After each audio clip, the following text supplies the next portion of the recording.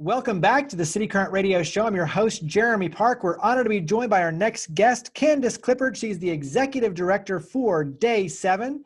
How are you doing, Candace? I am doing so well. Thanks for having me, Jeremy. Appreciate being here. Absolutely. Let's start with Day 7 overall, and then you have a big virtual event coming up. We'll talk about that. So give us some background, a little bit of history lesson for Day 7. Sure. Yeah. Day 7 is a local Nashville nonprofit, and we focus on self-care and wellness of nonprofit staff and ministry leaders in town. And now that we're in this virtual space, we can actually extend our services beyond just Nashville. But what we found is that in the nonprofit sector, especially, there's a lot of burnout and a lot of turnover, a lot of compassion fatigue and vicarious trauma that our nonprofit leaders and frontline staff are experiencing. Burnout can extend beyond just the nonprofit sector. We can all experience that in our work. And there's this new piece of burnout that remote employees are experiencing and feeling and learning about and navigating. But in the nonprofit sector in particular, it's a group of people that really care to take care of people in the community. It's a lot of times, extends beyond a typical 9 to 5. People are on call 24 hours a day, responding to emergency situations at times, and just in these people relational jobs, it's really easy to just extend beyond capacity and kind of reach this place of burnout that oftentimes we don't recognize we're in until it's too late. So Day 7 kind of steps in to both respond in times of crisis for nonprofit staff, but also try to advocate for nonprofit staff and ministry leaders and teachers, even healthcare folks now, but people who are on the front lines caring for others. We really try to advocate and encourage people to look at self-care for themselves so that they do not reach that point of exhaustion before it's too late, so implementing healthy rhythms of life and things like that. So that's what we do. We provide individual kind of resources, fitness and health resources, counseling and coaching resources, and spiritual resources of all different kinds. We also provide workshops around the topics of self-care and creating healthy cultures. So really, we're here to just kind of be in the corner of those that are in the front lines caring for others in our community. Yeah, and I feel like two things. One is for what you're doing, the service you provide now is the perfect timing in terms of everyone dealing with so much uncertainty, and the nonprofits especially dealing with a lot of the financial repercussions and everything. And so when you talk about fatigue and burnout and just self-care, what you're doing now more than ever is so, so important, especially to be able to lift those who really are trying to lift the community. And on that same thread, you have to recharge the battery. And so those on the nonprofit and the ministry side and the teachers are constantly pushing out good energy, and they're trying to help others with that compassion and that love and that care, but they themselves have to have their cup refilled and their battery recharged, because you can't give what you don't have. And so I feel like on both ends of the spectrum, what you're doing is so monumentally important. Dive in a little bit deeper, because you mentioned the workshops, the consulting, and the counseling, and the support networks, and all these different things that you do. Walk us through kind of how it starts, where it starts, creating the self-care plan with individuals. So in other words, kind of walk us through a little bit of that journey. Yeah, definitely. A lot of times people start with workshops with us. It's a good introduction point for people to learn about the work that we're doing. And we do workshops. We partner with other nonprofits in Nashville to lead and host workshops. And we partner with a lot of different providers in Nashville as well, kind of experts in the field. So we work with a provider network of over 200 different types of coaches and resources, because we don't, feel like we have the expertise to offer everything. And so we've built a really cool partnership with a lot of different nonprofits and individuals who are experts in their field. So we do a lot of different workshops, and I know we'll kind of talk about the virtual summit that we have coming up. But even today we did a workshop on anxious leadership and had about 50 people in Nashville that had signed up for that virtual workshop. We did one recently on resiliency. We're going to do another one next month on embodied mindfulness and breath work and mindfulness practices. So the workshop's a really good entry point. We also work with different nonprofit staff and ministry staff, and we encourage the leadership, the board of directors, and the executive directors of organizations to really consider the importance of staff care. And so we encourage them to set aside even a budget line item potentially to take care of their staff, that their staff can utilize for their own self-care. And then we'll meet individually with each of the staff members on their team, talk to them about their goals and their needs, be it their health goals or their mental health goals, or spiritual retreats, anything that's going to help just encourage them and fill them back up, fill their cup back up, as you were saying. And then we match them to the resources in the community, and we create this self-care plan for them that's individualized. So yeah, we can kind of take it at different levels, from individual to organizationally. And yeah, we really just focus on specializing the resources to the individual or the organization that's going to best suit their needs. Give me one tip before we switch over and talk about the virtual summit. Talk about one tip or share one tip in terms of, for all of us, what's something we can do to be more proactive with our self-care, to avoid burnout. What's just one of your favorite bits of advice or favorite tips? What comes to mind first is something that one of our mindfulness instructors shared with me recently of, we all know what we should do. Like, we know we should get enough sleep. We know we should eat a healthy diet. We know we should exercise. We know when we get stressed that we should practice deep breathing. Like, there's things that we know, and they so easily, even for myself, just get put on the back burner of, like, we have these looming tasks and this like constant task list ahead of us. And we're like, okay, I'll do that later. I'll make time for that later. And we never oftentimes make that time. And she was talking about just changing our mindset from like, I need to eat healthy or I need to work out, to thinking about how we feel after we do those things, and thinking like, I get to work out.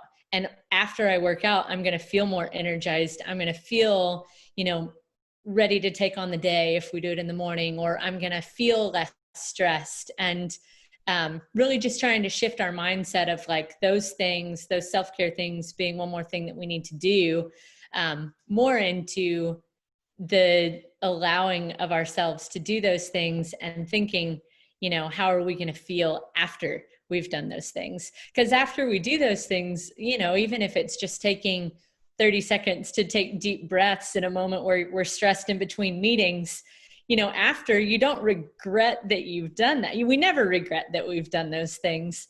And so, yeah, just that shift of mindset was really easy or helpful for me, I think, to think. Yeah, that's a great tip. Let's go switch over and talk about this. It's the Virtual Self-Care Summit, September 14th through the 18th. So give us a little bit of an overview. Yeah, September 14th through the 18th, you've got it. We've been thinking through, this new world that we're living in, this virtual world that we're living in, and not being able to meet in person still, and this lasting a lot longer than we kind of anticipated it lasting. And so we decided, what can we do that will be helpful to our community at large, and also, grow awareness for day 7 and help us to continue to meet our operational budget. When we meet with our clients and create the self-care plans, all of our providers are offering discounted rates. I meant to mention that earlier, so that it makes it affordable. And oftentimes day 7 is kind of helping to subsidize cost as well. So this virtual event is in part a fundraiser for day 7 to raise, the operational needs that we need financially, but it's also, I think, going to be a really valuable resource for the community. So we're going to have between 3 and 4 sessions, Monday to Friday of that week, a morning, a midday, an afternoon, and an evening session. So right now we've got 17 presenters lined up, and the topics are going to be really broad. and open to not just the nonprofit sector. They're going to be applicable across the board. You know, whether you're coming as a mom, learning some tips and tricks to manage the household with kids at home doing distance learning, or whether you're a business leader and a CEO of a company, or whether you not work for a nonprofit, or you're a ministry leader or missionary, the tips are going to range from nutrition and mindful eating to mindfulness and breath work. We'll have a drawing to create problem-solving skills. We have some yoga practitioners. We have a comedian from Chicago that's going to talk about the importance of laughter as it relates to stress, reducing stress. We have some therapists speaking on a couple different topics of mental health. One in particular talking about the health of Black men and women activists during this time of high racial tension. And so one therapist is going to be talking about that. We have some spiritual directors that are going to be talking about drinking deeply when our soul is parched and how to refuel ourselves. So there's going to be a lot of really interesting presentations. I forgot to mention some on systemic organizational leadership. And so it's a blend of both self-care type resources. About half of them are really focused on self-care. And then the other half of the workshops and sessions are really talking about leadership in the workplace, Enneagram and personality typing tools in the workplace, just things that people can take and implement into their job settings. The tagline for the event is finding balance between self and community care. So it's going to be a lot of both types of workshops. And we really feel like it'll be very beneficial to anybody that chooses to attend. And people can pay for individual sessions. They can pay for an all access pass. And whatever they've registered for, they'll get video links. So if people want to register for the all access pass, those don't expire. They can go back, they can attend the sessions that they want. They maybe really pique their interest live and in person, and then go back and watch the videos of the other ones later on their own time. And then we have a nonprofit group discount as well if an entire staff team wants to participate together. Talk about other ways that we can help throughout the year. So obviously the financial contributions to underwrite your efforts, but what are some other ways we can help all throughout the year? Yeah, definitely. We are always open to taking on more clients and growing our provider network. So if anyone works for a nonprofit, works for a ministry, a school, is in a helping profession, and they're interested in receiving services from Day 7, all of my contact information is on our website, day-7.org, so people can reach me there. If people are looking for help or would just like to know how to better implement self-care rhythms into their life, we would love to meet with folks. And then we can also do workshops and the like for nonprofit staff as a whole, or even corporate for-profit companies. We're happy to come in and do workshops on healthy cultures. And also, if people are providers, if you are a therapist or a gym owner, trainer, nutritionist, dietitian, spiritual director, coach, executive coach, life coach, massage therapist, kind of anything that falls into a wellness category. We've even worked with some acupuncturists and other folks too. So, we really want to work with people that also care about the community.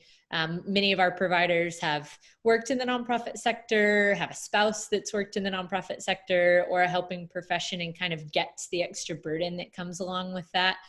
So oftentimes our provider networks are people that really want to care for the caretaker, help the helper. Clients, new providers, definitely always, looking to find people that are passionate about our mission, that would want to support us financially. We are a nonprofit too. And then just attending the summit. That's open to anybody and everybody. And that is a great way to learn about us, to share about us, to get involved, to help us financially too. You mentioned it before, but go ahead and wrap up with the website, social media, phone number. Where do we go to not only get more on the summit, but also to just, supporting your efforts year round? Yeah, our website is day-7, the number 7.org. My email is Candace@day-7.org. All of our social media handles are Day 7 Inc. So you can find us Day 7 Inc. on Facebook and Instagram. And then phone number is 615-319-0274. So I think that should get everybody in some capacity or another to be able to find us. And covered everything. That's good. We'd love to connect, with anybody and everybody that's interested in learning more and would like to come to the summit or just get to know us. Well, Candace, greatly appreciate all you and your team do. Thank you for coming on the show. Thank you so much, Jeremy. We really appreciate cityCURRENT for hosting us.